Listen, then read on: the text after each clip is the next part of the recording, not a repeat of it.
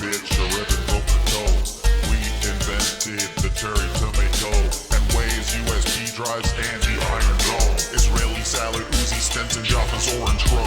Microchips is us, iPhone cameras us, taco salads us, Podamos us, Olive Garden us, White Cluster us, Sabra Hamas, Hezbollah us. Good day, mates, and welcome to Bad Hasbara. The world's most moral. Can't do Australia. It's but really my name hard. is pronounced Mate. Matt, it's not mate. That's right. My name is pronounced Lieb. My name is Matt Lieb. I will be your most moral co-host for this podcast. I guess I can be mate for today. I'm Daniel. Good day, mate. So your other most moral co-host. Welcome, everybody. So good to see all of you here once again. And by see all of you here, I mean in my head, because obviously I don't see anyone but Daniel's beautiful face. I see our listeners on the ceiling of my bedroom, like the woman in the Queen's Gambit sees the chess pieces. You know, I thought you were gonna say like the baby from Trainspotting. that too. You know, yeah. So please give us 5 stars and a review on your local podcast app. Please subscribe, like, share, comment, do all the stuff. Go to patreon.com/badasbara. And for $5 a month, you can get an extra episode every week. Who doesn't want to hear us twice? Our last one with Bilal Sharmoug is one of our funniest. It's one of our best episodes ever, where we cover the saga of Israeli Banks, the wonderful New York rapper with some serious emotional problems. Today's episode is brought to you by the Palestine Red Crescent Society. The Palestine Red Crescent Society is an officially recognized independent Palestinian national society. It is part of the International Red Cross and Red Crescent movement and operates in Palestine and the diaspora.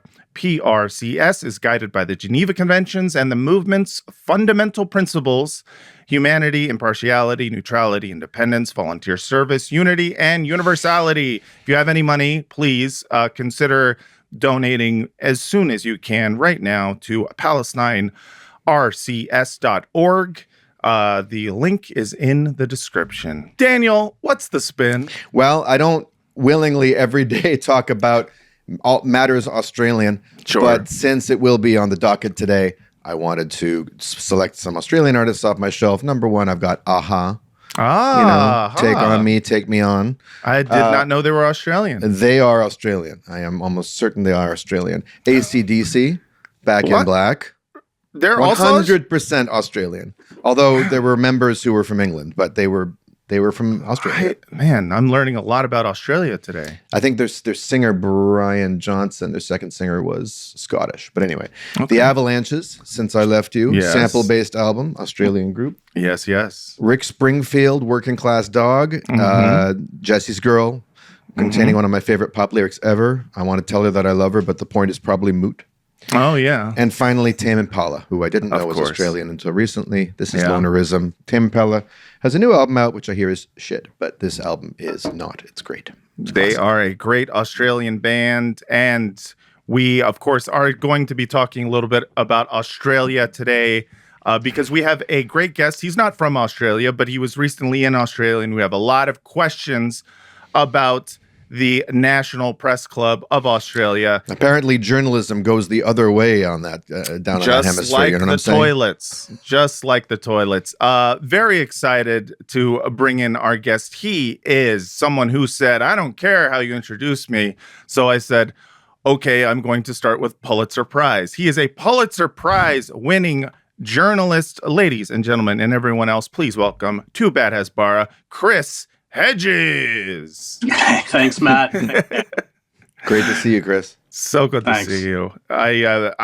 Listen, I've seen a few different guest spots that you've done on podcasts, and I feel like this is the first time you've had someone introduce you as if they were introducing a professional wrestler at the WWE. You know? Yeah, that might be a first. Well, there should be a lot of firsts on this. Chris, how jet lagged are you at this moment? You got back pretty recently, huh? Yeah, it's pretty awful. You wake up at 4:30. You wake up at 4:30 and like want to eat dinner. Yeah. Oh, Man, well, you just got back from Australia, and you told us before we started recording something that I think is an honor for us, which is that you turned down another interview to do this show today. Yeah, Piers Morgan. He's been. They've come at me 3 or 4 times in the last couple of weeks, but I can't go on Piers Morgan because I know as soon as I do it, he's gonna. Somebody like Alan Dershowitz is going to pop up on the screen, and I'm supposed to do a shout fest with him. And I'm not interested. I can't believe you're turning down the opportunity to condemn Hamas. In front of the whole world. That's right, and Israel's right to defend itself. It's vaudeville. It's not. It gets a lot of hits. And do you buy his perplexed shtick? Like he always seems. He wants to present like he's struggling to understand something, and yet he's had it explained to him for 2 years times by now. He might not be that smart, so it might not be a shtick. I don't know. It's possible. It's possible. He just has the memory of a goldfish. No, these people are entertainers. They're very astute entertainers, but we can't confuse them with journalism. They kind of present themselves as journalists, but they're entertainers. Well, you recently like Joe Rogan, like all these guys, they're very, very good at what they do. Yeah. But they shift like the sands. Wherever they read the zeitgeist really well. They're not. It's not journalism. Well, at least Rogan doesn't pretend to be anything other than a dumb guy. I mean, he may play dumber than he is or play smarter than he is. But you recently had a run-in with someone who does present as a journalist and who apparently takes that designation and that job description extremely seriously and took quite a bit of umbrage with you making a systemic critique of that industry. We're going to get to that, but first we need to set the table with why you were on that program to begin with. Matt, you want to lead us in? Yeah, so you were recently scheduled to give a talk at the National Press Club of Australia, and you were going to, I guess, give a speech, or you're going to speak there, and you were going to give a talk called "The Betrayal of Palestinian Journalists." Can you tell us what that talk was about? Yeah, I mean, let me just give you a little background, which you probably know, but I was a war correspondent for 20 years, starting in El Salvador. I was there for 5 years, 7 years in the Middle East, covered the war in the former Yugoslavia.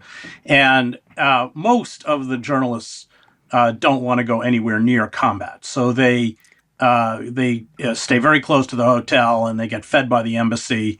It's a tiny minority that goes out. The photographers are actually more honest because they have to go out. And not only that, but once the shooting starts, they have to stand up. I don't stand up.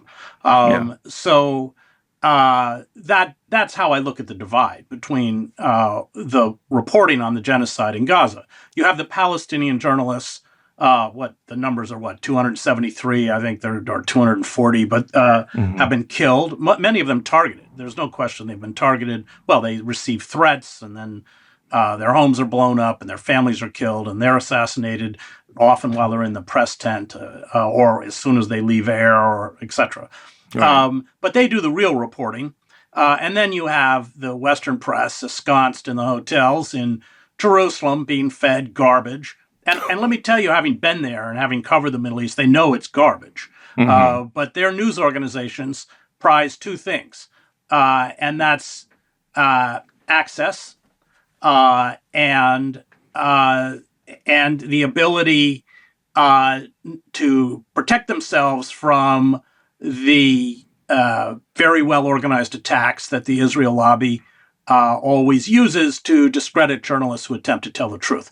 And it's very cynical, and they have amplified for the 2 years of the genocide one Israeli lie after another. I mean, you know them as well as I do. You have a show on it. Whether it's, what was that, Screams Without Words, the New York Times. I mean, Screeds without evidence is what we call it. Yeah, it was appalling. I mean, I've taught journalism at Columbia. If a student had given me that, I would have failed them. It just wasn't even sourced. I mean, it was appalling. And then, of course, the one family they tried to use as an example came out against them. Raped. I mean, it was just a pathetic. And plus they hired some two people who'd never been journalists to work with them, one of whom had been an intelligence officer in the IDF. I mean, it was just a travesty, but that's just one of, and what they're really doing by constantly pumping out this Israeli garbage, beheaded babies, babies burned in ovens, Right. human shields. I mean, there was a leak. What was it? Plus 972, I think, published this internal Israeli army study that admitted that 83% of the people killed were civilians. Right. So, and of course, the other thing about human shields is that the army or the force that uses human shields constantly is Israel. They are taking Palestinian captives, putting them in Israeli army uniforms, often handcuffing them, and then pushing them into buildings or tunnels that they think are booby-trapped first. Right. And there's video evidence of literal tied up Palestinian captives who are marched in front of tanks and in front of different. And you are literally seeing a human shield right in front of your face. And it's, of course, the reverse situation that they report. To say nothing of the fact that Israeli army headquarters are ensconced under and among Israeli civilians in Tel Aviv. Yes, of course. Yeah. I mean, so the Israeli army has this, they call it the legitimization cell. That's right. What it does is it's all about pumping out black propaganda against the journalists. They're Hamas operatives. They are in charge of firing rockets on them. I mean, and that is a way to delegitimize their work, which is amplified by the Western press. And then they're killed. And so that was really what I wanted to speak about, of course, especially having worked in Gaza. So I covered the Middle East for 7 years. I'm an Arabic speaker. So I was constantly sent into Gaza. I lived in Gaza for months at a time. I have all sorts of Palestinian colleagues, some of whom I know are dead. But the others have just disappeared. We heard from them periodically, and then we just don't hear from them anymore. So that was what I wanted to speak. I wanted to call out the complicity of the Western press in discrediting the work of our colleagues in Gaza, the Palestinian journalists in Gaza, and doing the bidding of Israeli propaganda. And that was that address was supposed to be most of those addresses at the National Press Club of Australia are televised nationally. Right. And that was just something that the Israel lobby was not going to allow to happen. They had confirmed, I have a confirmation letter, they had confirmed the date and the time and my presence. And then when they disinvited me, they very disingenuously, which I thought was kind of stupid. They could have sleazed out of it without being dishonest. But they said that it was never confirmed. Well, we have a confirmation letter. And it was never posted on the website. Well, somebody had taken a screenshot of it before they took it down. So how far out from the event was the cancellation? It was very close to the event. So it had been planned for weeks. Well, if not months, and the organizers in Australia set it up, and then I'm guessing like 1 or 2 weeks before they canceled it. Yeah. Right. Now I'm remembering one of my first memories of what can I say? Being cognizant of how ruthless and relentless mainstream Zionist institutions will be in shutting down any debate. It was when I was a teenager. My dad was speaking out during the first Intifada in Vancouver, and he was invited on a national CBC, which is sort of the Canadian version of the Australian Broadcasting Corporation, which we'll be getting into soon, to be on a panel discussion, him, 2 Palestinians, and 3 members of the mainstream Jewish community. My father said to them when they booked him, you're going to get a lot of pressure to take me off, and it's happened before, so I don't want to say yes unless you're sure. And they said, absolutely, sir. Dr. Mate, it'll be fine. And then with 2 or 3 days to go, of course, they kicked him off, put him in the audience, and replaced him with an Arab Canadian, sort of a moderate. Did you have any premonition that this might happen?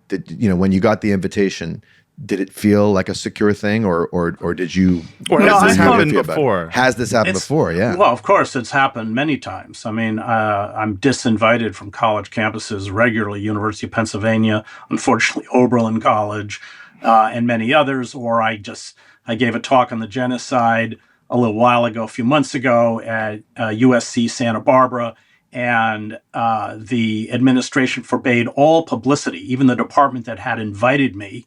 So I was completely ghosted, as if I wasn't there.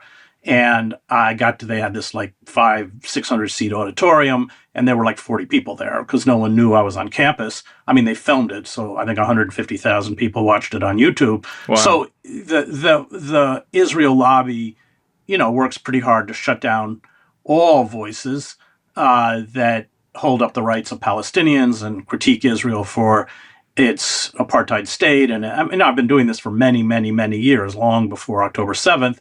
So it's been a relentless campaign. So I didn't expect it, but at the same time, I wasn't surprised. Right. And, they released a statement. The National Press Club of Australia released a statement about this particular cancellation in which I'll just read it right here. It says, the National Press Club wishes to respond to the article published by journalist Chris Hedges about his proposed address at the club. The club was approached by representatives of Mr. Hedges to make an address and tentatively agreed to a date given his stature and expertise on the matter of Gaza. The club is constantly reviewing its address schedule, and when more details of the address were made available, we decided to pursue other speakers on the matter. Do you have any idea what they're talking about when they say after reviewing its address schedule? Are they saying that they realize, we don't have enough time for you, or what are they trying to say there? No, I think they found out, the kinds of things that I said. Right. That's what it sounds like to me. Yeah, of course. That's what happened. I mean, all they'd read before is New York Times Pulitzer Prize, so they thought I was another whore like the rest of the New York Times and the press. I think what they mean by schedule is the way certain drugs are scheduled and outlawed and forbidden. I so see. your views are actually you're a schedule too. That's right. Exactly right. It can only be prescribed by leftist podcasters on YouTube. Well, according to a source in the club, they had reached out to the Israeli ambassador to Australia, former lieutenant colonel in the paratroopers who was in Lebanon. I'm sure his hands are very clean, and who's been spewing Israeli garbage, from the embassy. And I don't know that he was scheduled. I don't have any evidence that he was scheduled to replace me, but they talk about the need for quote unquote balance. Look, I'm all for balance. I mean, as a lieutenant colonel, he could tell us lots of things. He could tell us about Lavender, the AI program that selects targets. He could tell us about the quota system whereby you're allowed to murder 10 or it's either 10 or 20, I can't remember, civilians to kill a Hamas fighter, and hundreds if you are targeting a Hamas commander. He could tell us about the human shields that Israel uses. But of course, he's not going to give us. He's not going. And of course, as a reporter, I'm on the outside of that system, so I attempt to report it. He, on the inside, has far more information. Should he decide to be honest? Well, true balance would be get a Hamas spokesperson up there. Yeah. Get the Hamas ambassador to Australia to get up there and spew Hamas propaganda. At least get an Israeli who's willing to speak the truth about the genocide. Sure. And that closes the circle. I mean, that is a kind of balance in the sense that I'm not on the inside of the IDF. But balancing lies with truth is not balance. It's just, and this is part of the problem of the Western media and the dissemination of Israeli propaganda, it obscures, if not discredits, the truth. And that's part of my anger towards what the Western press has done to my colleagues in Gaza. Yeah. And Matt, can you put the statement back up on the screen? Because something else strikes me about it. The second paragraph here. Chris Sidoti, who is the guy who had that great response to a questioner at the UN, where he said, "Come on, can't the Israelis get some new lies, some new material?" And Ben Saul addressed the club this week, and this is saying, "Look, we're not." We didn't just cancel Chris Hedges, and we're not outlawing pro-Palestine points of view. They addressed the club this week on the case for Palestinian recognition, parentheses, with Chris being of the view that recognition in and of itself is not enough. Okay, hold on a second. The case for Palestinian recognition, they're trying to say that's qualitatively not different than Chris Hedges speaking about the Western press's betrayal of Palestinian journalists. They're going to try and use some kind of soft advocacy for recognition of a non-existent, non-contiguous, non-self-defensive, non-sovereign Palestinian state as some sort of replacement for what the rug they pulled out from underneath you. I mean, are you freaking kidding me? Yeah. And then they have Judge Navi Pillay covering the war, who will be speaking in the coming weeks. I mean, who do they think they're fooling? I mean, I feel like they're showing their hand with this parenthetical, with Chris being of the view that recognition in and of itself is not enough, which I guess is supposed to imply that that's somehow an extremist view or an ultra left view. Right, well, maybe they're saying it's not enough. Maybe they should stop killing them. Right, exactly. It's like, geez, like, well, can we say that on television? Yeah, that's a little bit extreme to stop killing. Well, the recognition I feel like is good enough. I mean, if you don't recognize them, how are you going to shoot them? How can you even? But the UK recognizes them. They've only cut 10% of arms shipments. I mean, it's a total subterfuge. Yeah, that will recognize the Palestinian state. Australia, of course, being another one, but will continue to ship weapon systems. F-35 parts are made in Australia. Yeah, that's right. Yeah. Although I think recently someone in the Australian government said they only make non-lethal F-35s. Non-lethal F-35 yeah, parts. Okay. The ones that just, they send Care Bears over to different countries en masse. They go on, speaking of weapons manufacturers, it is important to state that the board and its CEO, Maurice Riley, make decisions on speakers independently. There has been no pressure from anyone outside of the board, either directly or indirectly, regarding our speakers on the war in Gaza. So this, to me, is interesting because listed as one of their corporate sponsors of this event is Lockheed Martin, which to me, I feel like it is hard. Famously one of the most hands-off sponsors in history. Yeah. They're the most laissez-faire funder of press-related things. Just because we do an anti-war. Also Thales and BAE Systems. And Amazon, which does all the cloud work for the Israeli military, they're all sponsors of the press club.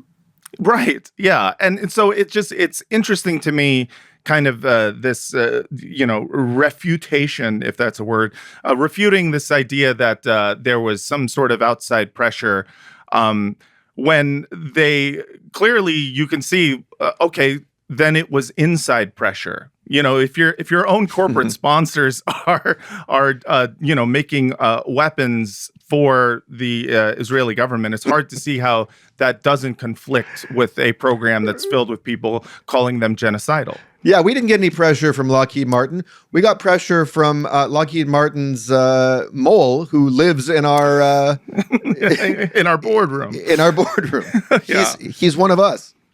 Yeah, it's, the statement is just interesting in and of itself because they seem to be offended at the idea that you would expose them for canceling this event so closely to the date.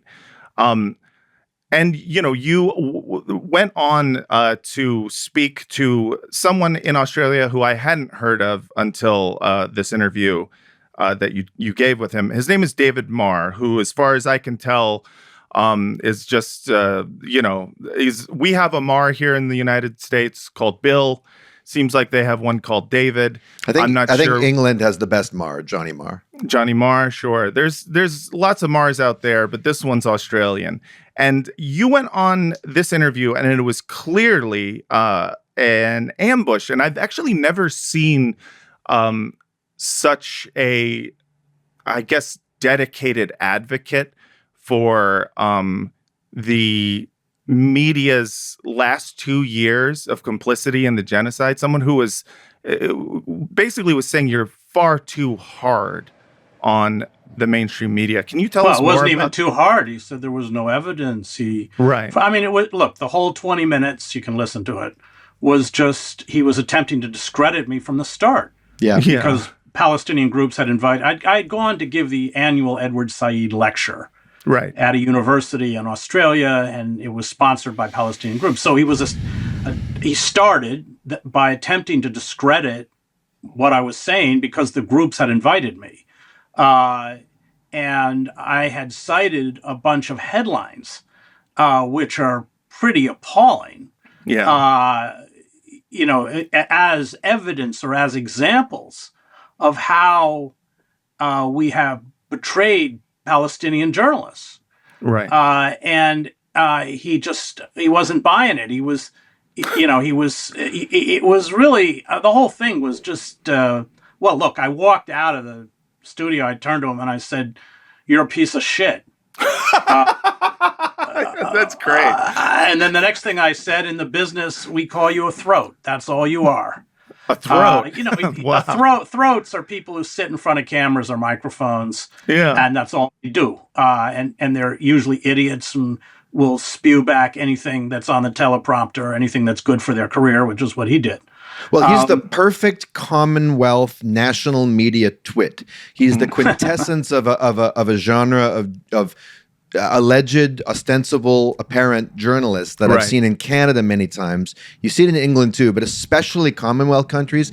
And they're straight out of the manufacturing consent documentary. They're straight out of Chomsky's propaganda model because there are these reasonable, concerned sounding, sincerely upset. It's deplorable how many Palestinian journalists have died, but the journalists in the West, you're denigrating their sincere efforts, and he can't see, or he won't see, or he's paid to obscure and run interference for the very system that he is a part of, and his fetishization of neutrality and objectivity. I mean, he thinks you being invited to Australia by the Edward Said Foundation casts your objectivity in negative light. If that's how he opens the interview. He works for ABC.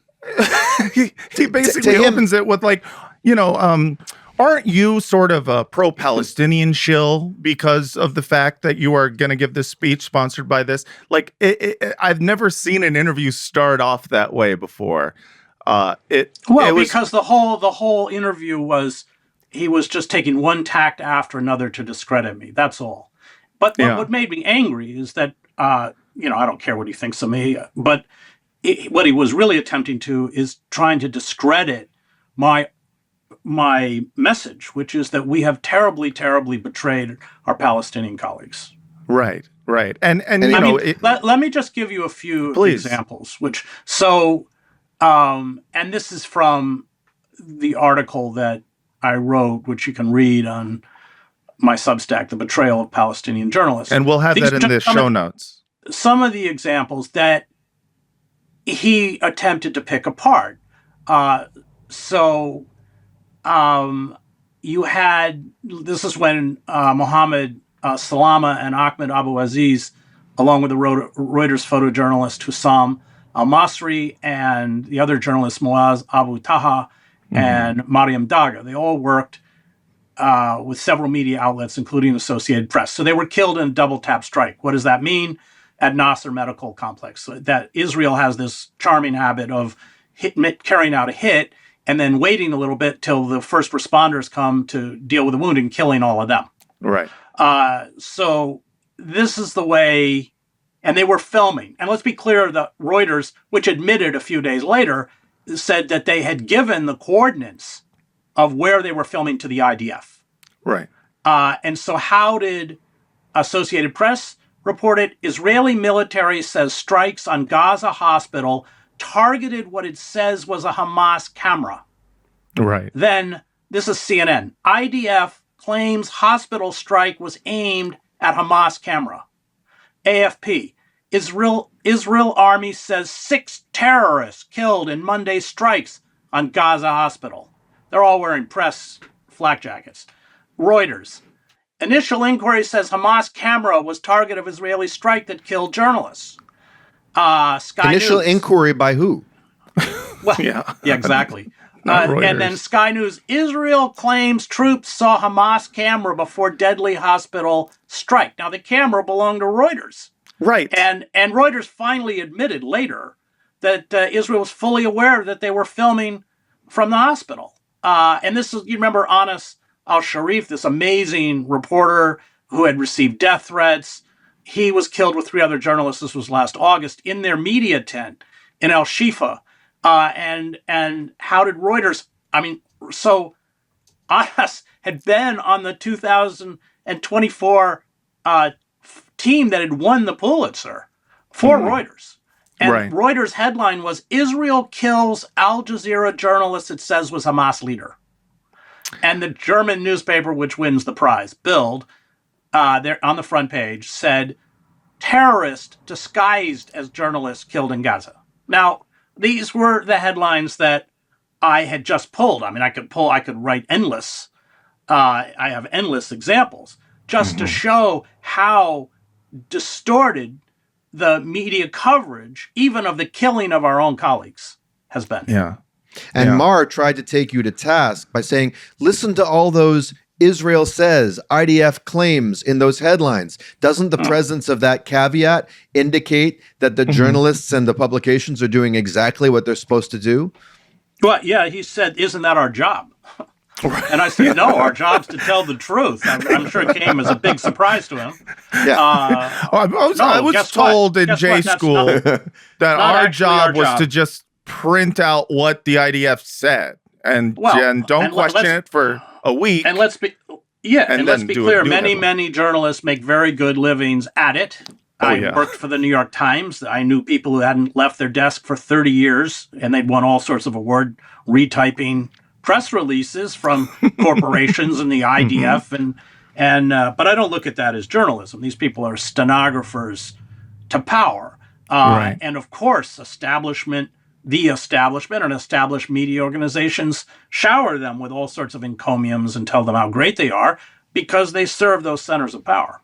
Right. I think one of the things that's easy for those of us who aren't tapped into Arab media to miss is that a huge proportion of these journalists killed are not anonymous, field reporters. These are among some of the luminaries, the Yes. stars of, it'd be akin to, I mean, I don't know, name some Western journalists that people can name by face and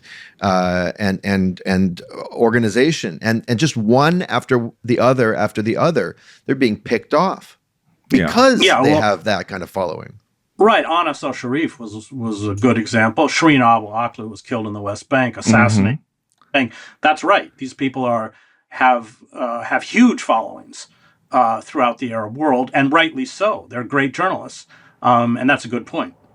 I mean, what can explain the way in which Reuters, knowing full well exactly that they gave the coordinates of their camera to the IDF, that that the IDF killed their cameraman, what can explain them actually, essentially throwing their own journalists under the bus for the sake of carrying out a 2-day PR campaign that, explains away this thing before eventually going, okay, now we'll tell the truth. What's the explanation for that?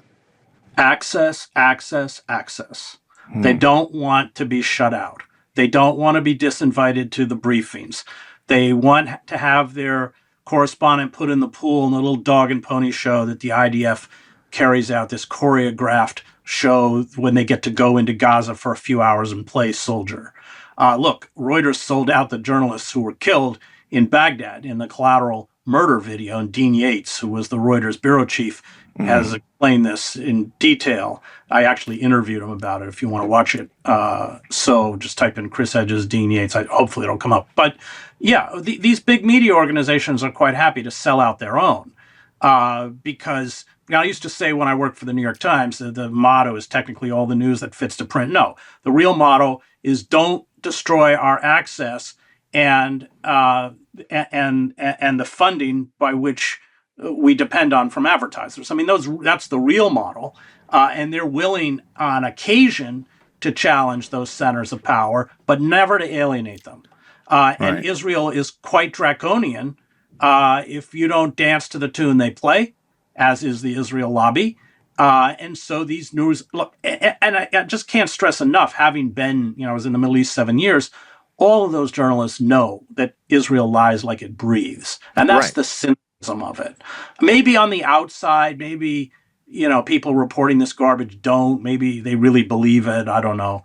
But there, and they do it anyway. They do it, for really nefarious reasons, to sustain or to advance the interests of the corporations they work for. But my anger with this is that by doing that, they've really betrayed the real journalists doing the job. Well, fair enough. Look, I think Palestinian journalists in Gaza. it's fair enough, Chris, but I think you're maybe being a little hard on the New York Times because they're just a scrappy mom and pop operation, by which Right, I that's mean right. that all of their reporters are the moms and pops of IDF soldiers.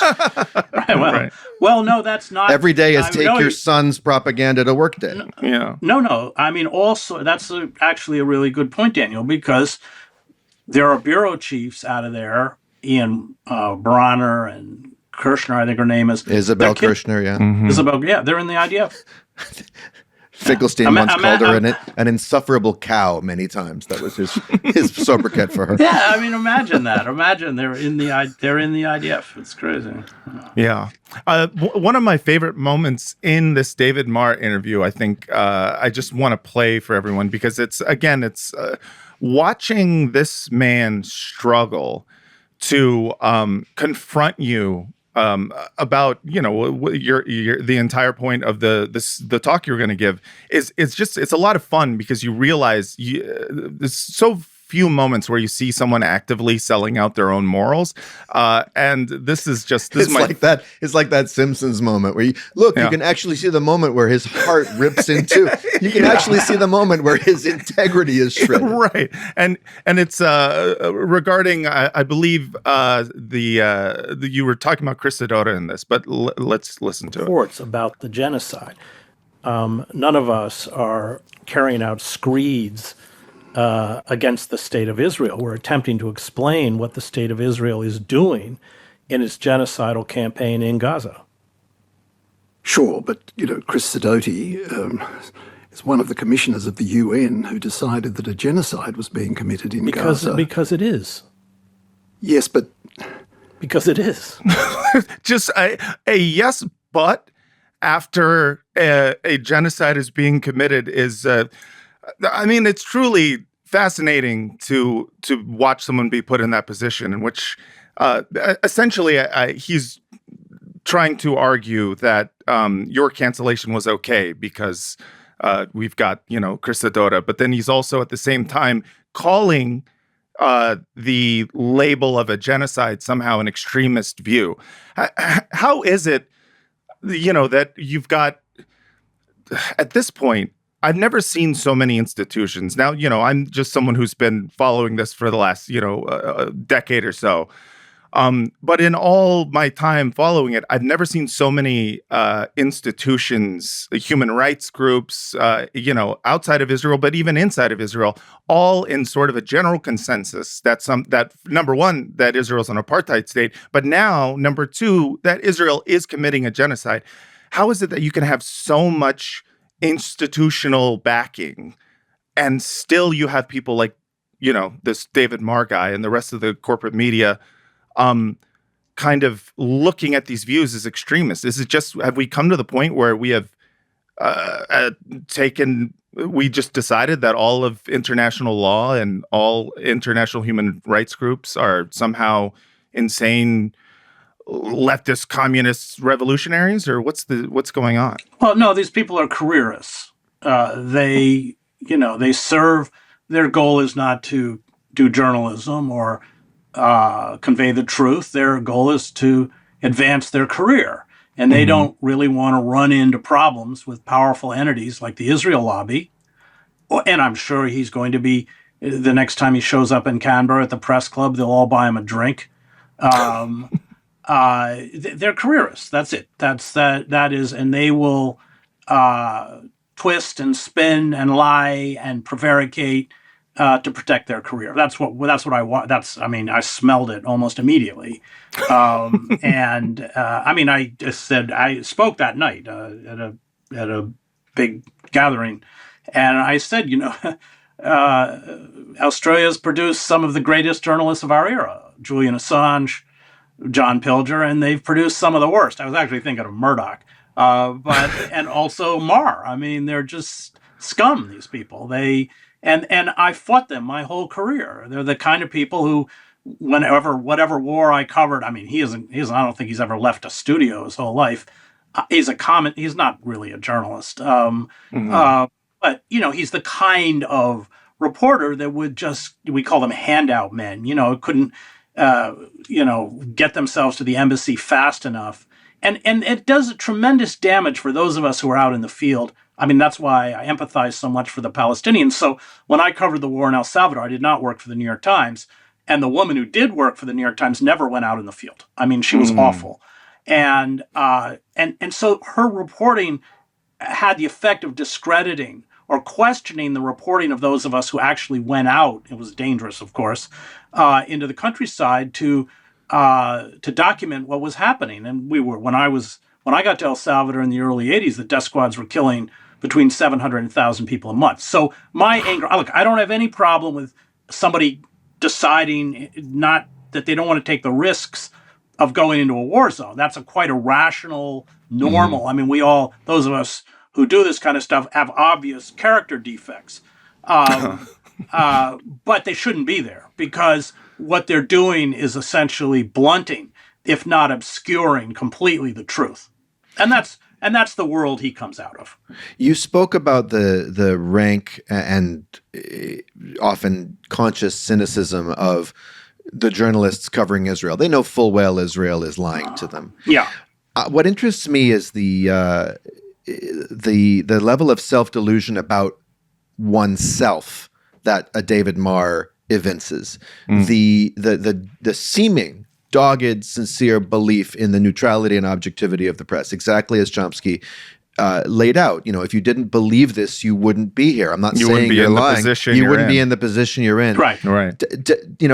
Now many decades have passed since manufacturing consent and necessary illusions and those analyses, and the media landscape has gotten even more craven, more obviously profit-driven. The careerism the corruption has seeped much deeper. Do you think someone like David Marr actually believes that he's part of a noble, intrepid, confrontational, oppositional profession? Or how much cognitive dissonance are you dealing with when you're dealing with someone like that? Yeah, I know. Look at the way he questioned me. So it was very condescending. Yes. Very patronizing.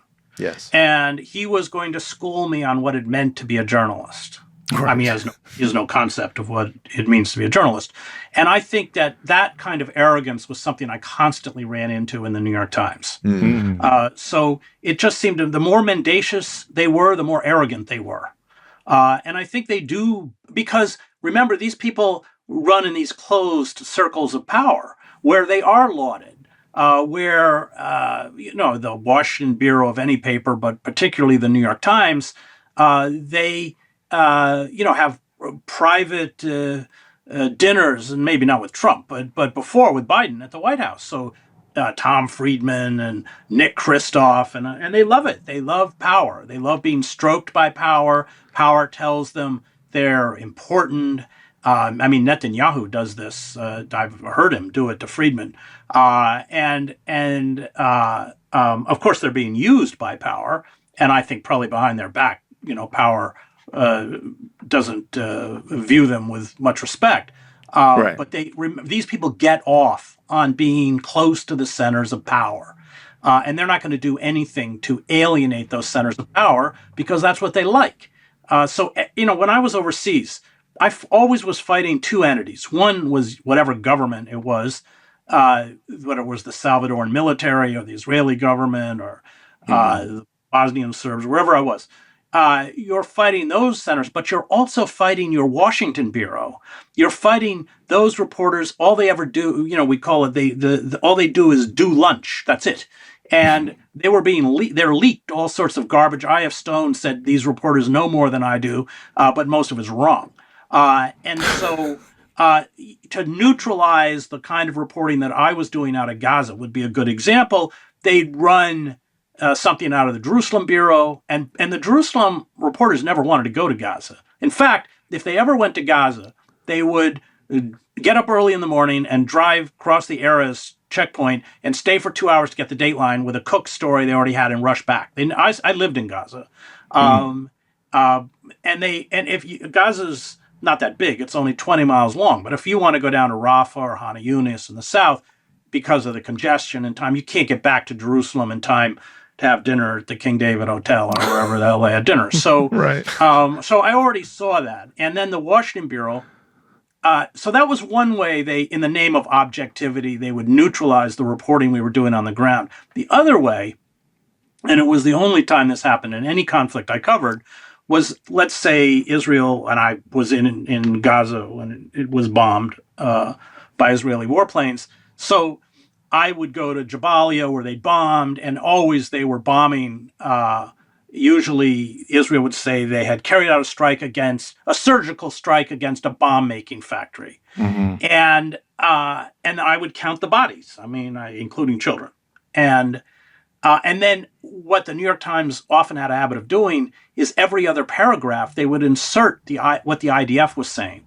Mm-hmm. So by the end of that story, you can just believe whatever you want to believe. But I'm surprised they didn't insert the IDF's comments about you into your byline.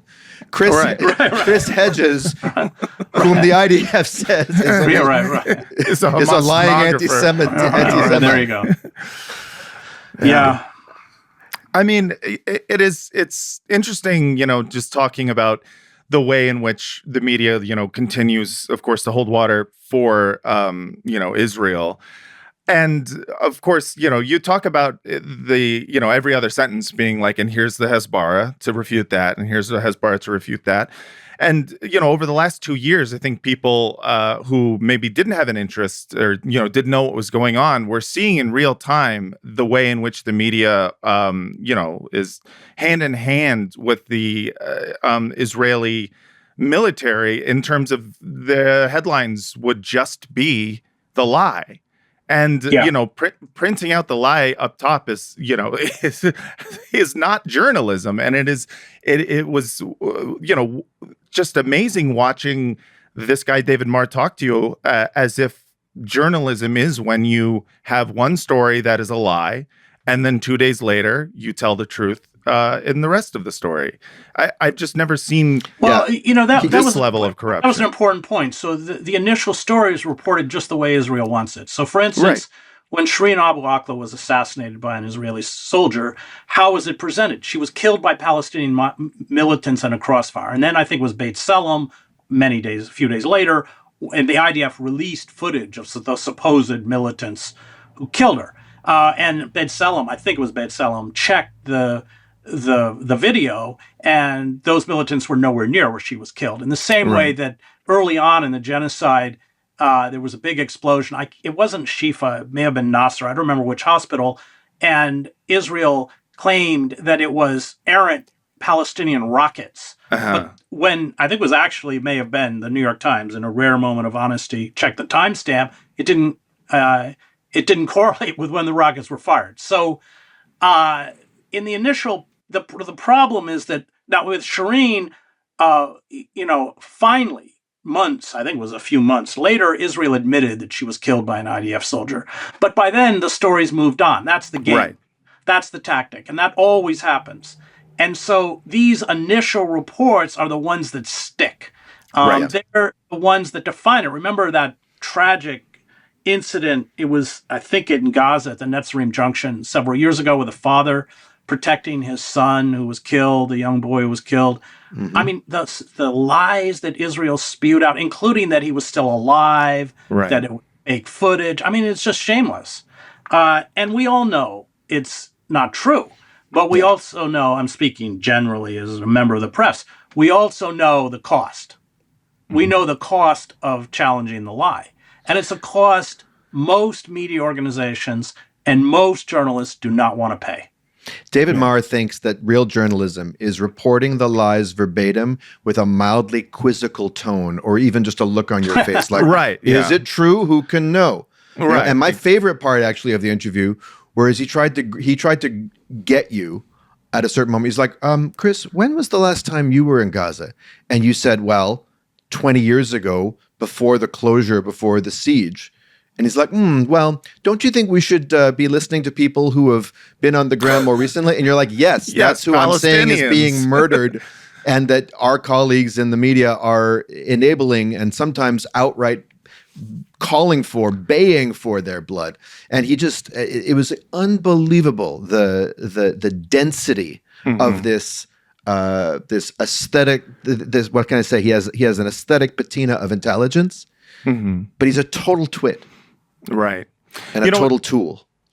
What I always find, interesting about the way in which the mainstream media and, mainstream journalists at big journalistic institutions like the New York Times talk about Palestinian journalists, they do it in a way in which is clearly coded in racism. This idea that a Palestinian journalist can never be an unbiased journalist due to the fact that they are Palestinian. They're inherently biased. You having worked in, actual newsrooms, was this kind of racism or bigotry or whatever you want to call it, was this something that was ever like spoken out loud? Did you have conversations with people and go, wow, this is this is someone who does not believe Palestinians are capable of honesty? Or is this just sort of implied and you just kind of, it's almost like a like a reflex, like an unconscious or subconscious reflex to be racist towards these people? No, it's completely assumed. So you had John Simpson of the BBC, and I'm quoting, "The world needs honest, unbiased, eyewitness reporting to help people make up their minds about major issues of our time. This has so far been impossible in Gaza." Yeah. So the whole assumption that if Western reporters in Gaza would improve is ridiculous, because trust me, it wouldn't. They, unlike the Palestinian journalists, would fill their broadcasts or their print publications with all sorts of Israeli garbage. It would be better, obviously, to have Western reporters there. But the idea that Western reporters are somehow, more honest, more reliable, that's what's... And I think that quote illustrates precisely that point. It is completely racist. Look, I was on the ground in Gaza. I was on the receiving end of this stuff. I worked with my Palestinian colleagues, who I have tremendous respect for. Not only that, in every war that I covered, I worked with reporters, really courageous reporters who were Salvadoran or were Bosnian or whatever. And I took tremendous risks, did not have the resources that I had, especially as a New York Times correspondent, and were really courageous, honest reporters with tremendous integrity, and just see them dismissed with the arrogance of their Western colleagues. And it is racist to the core. If there were Western journalists allowed into Gaza, Israel would, I'm very sure, create a whole cell of media collaborators. They would train Palestinians in Gaza who have been being blackmailed for this or that to be the go-to interview subjects about how much they hate Hamas, about how much they envy Tel Aviv's LGBTQ nightlife. Right. Yeah, just a press corps filled with Nas dailies, you know. Yeah, and Mossab, whatever his name is. Yeah, Mossab Hassan Youssef. It is, it's really interesting talking about the media landscape, especially because it's only gotten more dire in terms of what we can and cannot talk about. And there is sort of this, optimistic hope that I think a lot of people have had for the last 2 years, which is that you can only sustain this sort of like alternate reality that the mainstream media is trying to create for so long before people, it's like when people say we don't know what's going on in Gaza because we have no Western journalists. And it's like there are journalists in Gaza and they're showing you what's going on. So the people are seeing it and the mainstream institutions are ignoring it or calling it somehow, propaganda. A lot of people have assumed that, well, eventually what this means is that the truth will get out and all of these institutions will accept the realities of what Zionism is, of what Israel's, perpetrating. And instead, what we're actually seeing is the degradation of sort of liberal media, which of course has been degraded for a long time, and the rise of a right-wing Zionist media that is Trump-aligned and seems to now be just buying up everything in sight. So, but at least it's free, Matt. The press is free. The press is free. Free. The press. From the river to the sea. So actually, the free press. And Barry Weiss, of course, is one of those people who were baying for the blood of Palestinian journalists and was not so indirectly connected to the death of not a journalist, but a scholar and poet, Rafat al-Hariri. Yeah, Are we going to talk about the free press, Matt? And if so, should we take a break? Yes, and we will, and we should. So everyone, please stick around. There's going to be a break, but don't worry. We'll be right back.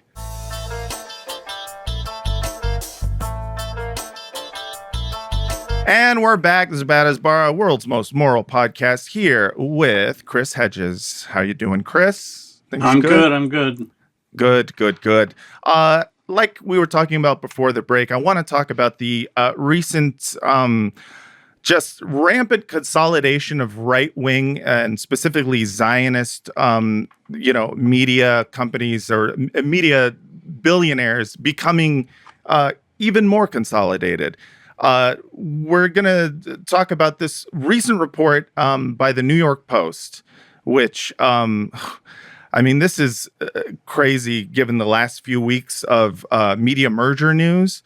But according to the Post, the Trump administration likes Paramount Skydance in race to buy Warner Brothers Discovery. And then in quotes, points to the Ellisons. I do have to say, this recent report by the New York Post is a phrase I find difficult to say, a report by the Post. But I guess they do some reporting. It's a post by the New York Post. Yeah. This it is reported, first of all, that Warner Brothers Discovery is up for sale. They are trying to sell it this week, which is, I don't understand the urgency, but it is something they're trying to do. It's probably related to this. The Trump administration favors Paramount Skydance to buy Warner Brothers Discovery, and a number of rival bidders are likely to face stiff hurdles from U.S. regulators in the blockbuster auction. On the Money has learned. On the Money is, I guess, New York Post. That puts Paramount Skydance, the newly formed media giant headed by CEO David Ellison, the son of software magnate and longtime Trump backer Larry Ellison, clearly in the catbird seat as Warner Brothers Discovery kicks off a process to sell itself this week, according to a government official with direct knowledge of the matter. Quote, who owns Warner Brothers Discovery is very important to the administration, a senior Trump administration official told On the Money. The Warner board needs to think very seriously, not just on the price competition, but which player in the suitor pool has been successful getting a deal done. And that points to the Ellisons, the senior administration official said. This is coming off of the recent acquisition of, the Ellisons at this point. This would make Larry Ellison and David Ellison. Their media holdings would include Paramount, MTV, Comedy Central, TikTok, and CBS, which just recently bought the Free Press and put Barry Weiss in the driver's seat over there. Looking at this kind of media landscape, it's very... It leaves me, I guess, a little bit kind of confused at how to feel. Because on the one hand, mainstream media institutions like CBS News have been doing nothing but degrading their coverage. They've been doing nothing but carrying water for empire for a long time. And then you see hostile takeovers, essentially like this, where Barry Weiss is put in there and is saying, why do people think we're biased? And like, how is one supposed to feel about this? Because on the one hand, I don't like institutional media. On the other hand, this feels worse. Yeah, well, it's a bunch of fanatics saying you haven't been obsequious enough. Right. And that's so, the mainstream media has approval ratings, about as low as Congress with good reason. But you don't worry about Barry Weiss. She and Ellison are going to destroy what's left of CBS. Right. She's a total nutcase. She has no journalistic experience. Go back and look at the Free Press. It's just one conspiracy theory and, highly inaccurate, if not completely false narratives that, of course, assiduously serve the Zionist narrative. No, they'll bring it down. They don't have any answer left, the Israel lobby and the Zionists, and so they're attempting to seize media organizations. Isn't CNN on the list that Ellison may grab too? Yeah, if they get Warner Brothers Discovery, then they get CNN and they get HBO. I mean, it's all of the streaming services that aren't Disney. Yeah. So, and what are they going to do? It's just naked censorship. I mean, right. Because they can't. It's not an issue they can debate anymore. Right. It's everybody's watched the genocide for 2 years, and so they'll just shut it down. Right. But what they'll do is, and they'll create a kind of echo chamber for their right-wing kind of proto-fascist Zionist groups, but they will essentially sever themselves from the vast majority of the population, which is already kind of tired of the crap that these media organizations are spewing out. Right. And, it's for those who need background on Ellison, who we've who we've talked about before on this podcast, both Larry and David are very prominent Zionists and Israeli and Israel donors. So, I mean... Well, to friends of the IDF. Millions of dollars. Yes. So, these billionaires subsidize the Israeli military through a U.S. nonprofit. And in this piece, it says the largest donation to FIDF may have come in 2017 when Larry Ellison, the co-founder and chairman of Oracle, who was worth over $200 billion, gave the group $16.6 million. Ellison also donated $10 million in 2004. F to the IDF, am I right? Yes. Friend. If you give $26.6 million, how many children does that kill? Right, exactly. I mean, I'm sure they have someone doing that math. Meanwhile, here's a video of Larry Ellison at the 2014 Friends of the IDF Gala talking about, his view of Israel. Tell us, what is your connection to Israel? Well, the renewal of the Jewish state is something that I think touches all of us. For 2,000 years, we were a stateless people. It touches some of us in different ways than others. Yeah, is it good touch or bad touch, Larry? Yeah. I would like to know. Yeah, sometimes it double taps some of us. Right. Now we have a country of our own, defended by all the brave men and women of the IDF. So move there, so fucker. Anything we can do to support them, who, devote their lives for preserving the state of Israel, keeping the people safe, and allowing our state to continue in sometimes in very, very difficult situations. So that guy has a Botox-related speech impediment. Right? Isn't he like in his 80s? Yeah. I mean, that guy's had a little work done. Yeah. I mean, listen. This is why you donate to the Friends of the IDF. A few of those IDF soldiers become plastic surgeons, and then you get free plastic surgery for the rest of IDF stands for I do faces. I do faces. And his son David Ellison is the same, is no different. So the there was recently a letter signed by 5,000 entertainment industry workers. They signed the Film Workers for Palestine letter that called for a boycott to Israeli film festivals and institutions complicit in the genocide. Paramount was the one company that actually publicly condemned it. Ellison personally defended, his decision to go public in condemning this letter. David Ellison was also in a leaked email in 2025 shows between him and the Israeli foreign minister, defense minister Benjamin Gantz actually recruited David Ellison in 2015 to support a covert Israeli government program called the, quote, Counter BDS Initiative. And the program was trying to get Black Cube to spy and disrupt pro-Palestine activists. Good. Benny Gantz, stalwart of the anti-Netanyahu alternative. Yes, to Israeli right-wing fascism. Gotta love the liberal cohort in the Knesset. But yeah, it's this is a very public, pro-Israel Zionist takeover of a lot of media in a media landscape that has always felt very pro-Israel. Do we get to the point now where people are going to tune out, or do you think that this consent manufacturing machine is just how invincible is this? No, I think people will tune out, but that doesn't mean the censorship will stop. Right. So the media landscape, I love Chomsky's book, but the media landscape's different. Yes. From when Chomsky analyzed it, he and Ed Herman, because now it's siloed.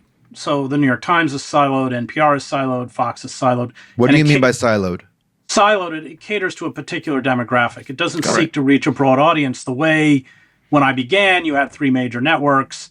You had a paper like the New York Times. They were trying to cross the political spectrum and reach everyone. That's over.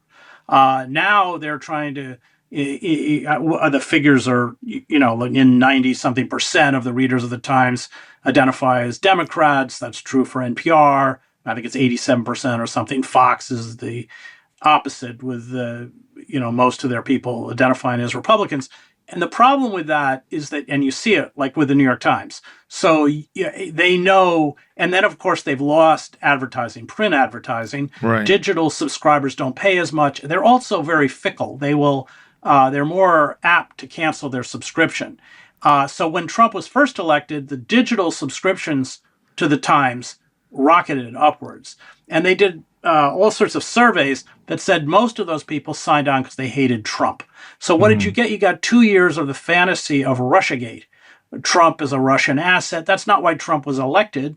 Trump was elected because the Democratic Party and the liberals sold out the working class. Right. If you want to kind of do it with 30 million mass layoffs. I mean, it really doesn't take, that's political science 101. Not that you're going to get it at most universities. So, right. But they slogged it. They did this thing called, they did this podcast on it was all done with he was from Canada, actually, a hoaxer who said he was a member of ISIS. And yes, that's right. They had crucified people on crosses. I mean, those of us who come out of the Middle East realized immediately this was garbage. There was no price to pay for that because it's what their readers, it caters to the prejudices and the opinions of their readers. And that makes commercial sense, but that has really eroded journalistic integrity within these organizations. I mean, Fox has always done this. And then you have had, the reporting since October 7th has been appalling in the Times. Right. Massive 5,000-word pieces that are just fiction and spun by Israel. I don't think the Times has, as far as I know, because in the Israeli press, which ironically has been more honest, it's been clear that probably several hundred Israelis were killed on October 7th by the IDF. I mean, they bombed Erez, I think with Hellfire missiles, because militants had taken it over or Hamas fighters had taken it over. but there were dozens of soldiers in there. Any car that was headed back to Gaza, many with Israelis, were bombed. And in the kibbutzes, and they were giving these tours, there were giant whole walls were blasted away in houses from tank shells or from explosive devices that these fighters did not have. I don't think that's ever been, as far as I know, the Times has never bothered to report that. So, probably the last mention of Hannibal in that paper had something to do with the Silence of the Lambs franchise. There you go. That's right. You talk about the sort of, giving the readers what they want. It's almost like it's an understandable impulse of any like profit-making organization, right? It is not to excuse it for journalists because they are not, these are supposed to be independent institutions that do journalism.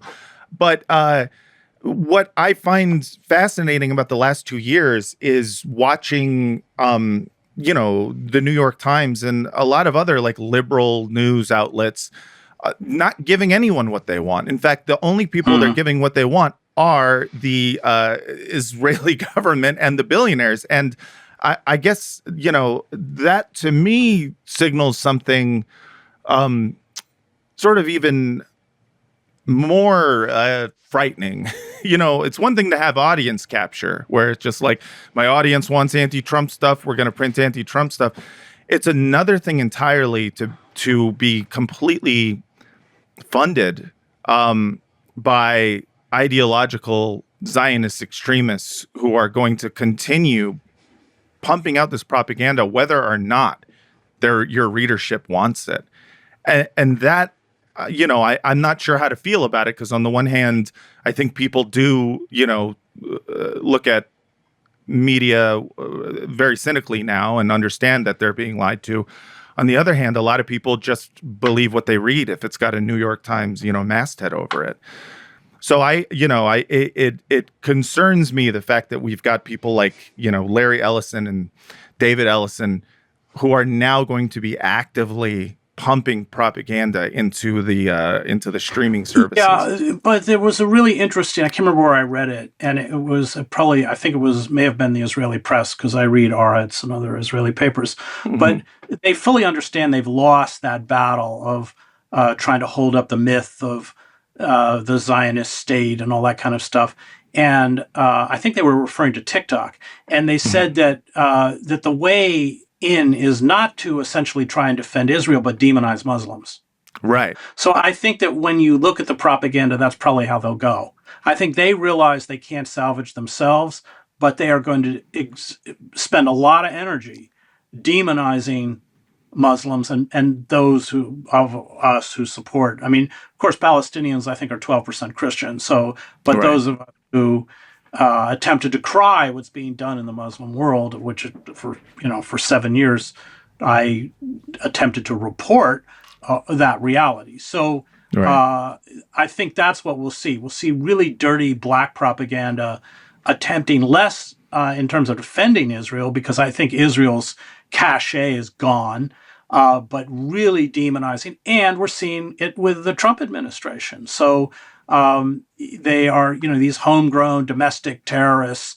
It doesn't just include Antifa.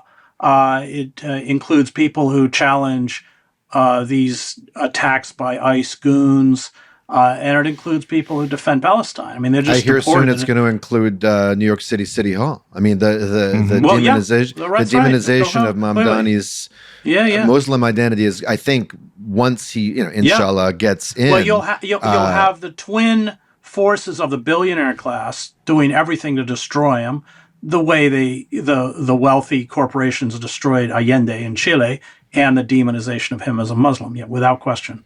Look what they did to Jeremy Corbyn. I mean, that was the Zionist lobby. Unfortunately, Jeremy Corbyn's too nice a guy. And he kept saying, I'm not an anti-Semite. Oh, this person, I'll fire him. He didn't realize that this was not a discussion in good faith. But you'll see that kind of campaign against Mamdani without question. Well, yeah, he made that mistake. You give them a centimeter, they'll take a kilometer. I mean, but fortunately, I hear actually for the future of New York City that all of the billionaires who live in LA and London are going to leave New York. when like all these people. There's been all these accounts being like, if Mamdani wins, I'm out, and you look at their actual bio and like they do not live here. They just live in L.A. No, who knows where they live? I went through Belgrave Square, where they buy up the property, and it was at night. Like all the lights were off. Nobody was there. Somebody owns them, but they don't live there. Yeah. Well, it certainly takes a rare kind of courage to stand up for what's right in times like these. And Matt, I think we have a poem that captures that really, I think, speaks to the necessity for telling unpopular truths, especially when truth is threatened. Absolutely. This was screenshotted by a friend of the podcast, Matt Bernstein, of the A Bit Fruity podcast. And he found this on his Instagram feed, a famous poem reimagined. Daniel, do you want to read this for everyone? I will. Can you hum the main theme from Schindler's List as I do so? Because that was the music. They literally at the top you can see there. Itzhak Perlman and John Williams. The Instagram post had that as its soundtrack. I don't know if you know it. I'm trying to remember how the main theme of that went. Maybe Adam can add it in post. Well, we'll get copyright struck. Let me just hum Jerusalem of Gold. I know that one. Thank you. That's great. Excellent. Okay. First, they came for AIPAC donors, and I did not speak out because I was not an AIPAC donor. Then they came for ADL and AJC donors, and I did not speak out because I was not an ADL and AJC donor. Then they came for Federation donors, and I did not speak out because I was not a Federation donor. Then they came for synagogue donors, and I did not speak out because I was not a synagogue donor. Then they came for me because of my Jewish last name, and there was no one left to speak out for me. Time to speak up before it's too late. I love it when a poem has a moral at the end of it. It's good. Martin Niemöller, eat your heart out. Right. Just dulce et decorum est ends with war is hell. War bad. Yeah, that is really a beautiful poem. I mean, first they came for AIPAC. Next they'll come for any of the other lobbies that we don't talk about while we're busy talking about AIPAC. What can you tell us about the original poem, Chris? And what, they're making a mockery of it. But yeah, well, this was the Niemöller, first they came for the Jews, but I wasn't a Jew kind of thing. Niemöller led the Confessing Church, which was the underground anti-Nazi church, which my mentor at Harvard Divinity School, James Luther Adams, who was at the University of Heidelberg in 35 and 36, joined. He dropped out. He joined it. He was part of that for a year until he was arrested by the Gestapo and expelled. But this is, of course, a complete inversion, as if centers of power are those who are being targeted, when in fact, of course, it's all of us who are attempting to speak up for the vulnerable and especially the Palestinians who are being silenced. Are you the world's first ordained journalist? No, Bill Moyers was ordained. Was he? He hit it a little better than I did. I mean, I don't wear it on my sleeve. I don't talk about it. You have the cadence when you speak, though. Yeah, you have the cadence. I know. I've been criticized for that, but people should give me a break because I was trained. It's called homiletics. That's how I was trained to speak. Bill was a Baptist minister. I love Bill, and his show on PBS was the last show that dealt seriously with power. Yeah. But he was an ordained Baptist minister. But like me, he didn't talk about it much.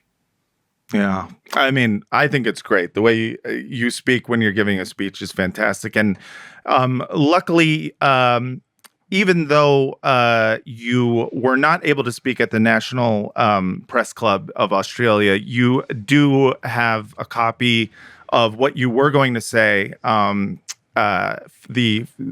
copy of the betrayal of Palestinian journalists on your Substack, which we will link to. As well as a wonderful speech that you gave later. This was the Edward Said Awards, or I actually gave that before. So I gave the Said lecture, and then they organized an event for me in Sydney where I was allowed to give the address that I would have given at the press club. Yes, and we'll have that in the links in the show description so that everyone can see. And as if further consolation was needed, you've also, as a result of this cancellation from this piddling press organization, this alleged press organization. I loved your statement. You said you should at least take the word press out of your club. Right. But now you've had the chance to be on the Bad Hasbara podcast, which That's it. Any intrepid, serious, practitioner of the craft and art of journalism Of course. would salivate at. So It's been a lifelong dream. Ever since you heard about it a couple of weeks ago. Ever since an maybe a week Australian ago. told you. Hey, you guys got fans in Australia. Come on. They kept saying, you got to go on Bad Hasbara. Oh, I don't want to say that. Don't do it with the accent. All right, Mike, you got to find Bad Hasbara, yeah. Right. Sorry. Australians, you can do my voice anytime. Hey, look, I had 2 hours free and I saw a kangaroo. So the trip was a success. It all worked Hey. out. That's all you really need. Chris Hedges, thank you so much for coming on the Bad Hasbara podcast. Where can people find your work? Everything is on chrishedges.substack.com, including the stuff that's on the YouTube channel. All right. So check that out. It will be in the show description. Chris, please come back. Next time, Pierce tries to invite you, take Right. that as a cue to go back on this podcast. Okay. And thank you to everyone out there for watching, for listening. Please subscribe. Please go to patreon.com/badhasbara. And please email us with questions, comments, concerns, badhasbara@gmail.com. All right, everyone. Thanks again so much for listening. And until next time, from the river to the sea. I reckon we need to throw David Marr on the Barbie. That's pretty close. That's a pretty good accent. Jumping jacks was us. Push-ups was us. Krav Maga us. All karate us.